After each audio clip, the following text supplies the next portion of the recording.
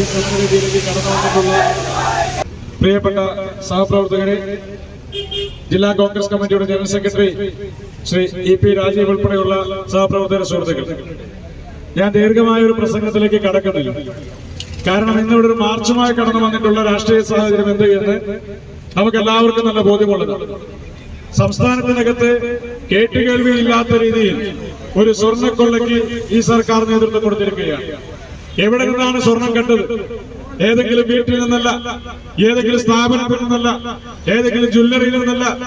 ഏതെങ്കിലും ഒരു കള്ളൻ അവന്റെ സ്വാർത്ഥ താല്പര്യത്തിന് വേണ്ടി ആരുടെയെങ്കിലും വീട് കുത്തി തുറന്ന് മോഷ്ടിക്കുന്നത് പോലെയല്ല, ഒരു സിസ്റ്റം തന്നെ ഒരു മോഷണം നടത്തിയിരിക്കുകയാണ്.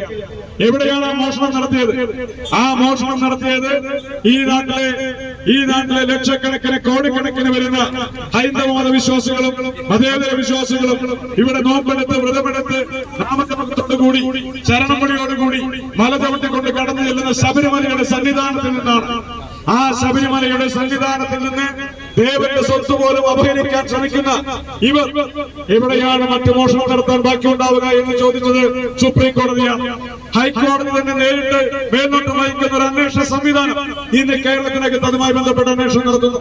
ആ അന്വേഷണ സംവിധാനത്തെ പലപ്പോഴായി സമ്മർദ്ദപ്പെടുത്തി അന്വേഷണത്തെ അട്ടിമറിക്കാൻ സംസ്ഥാന ഗവൺമെന്റ് നിരന്തരമായി ഇടപെട്ടുകൊണ്ടിരിക്കുന്നു.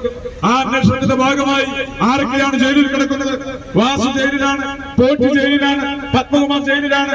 അങ്ങനെ ദേവസ്വം ബോർഡിന്റെ പ്രസിഡന്റുമാരും അംഗങ്ങളുമായിട്ടുള്ള ആളുകൾ ഇന്ന് ജയിലിലാണ്.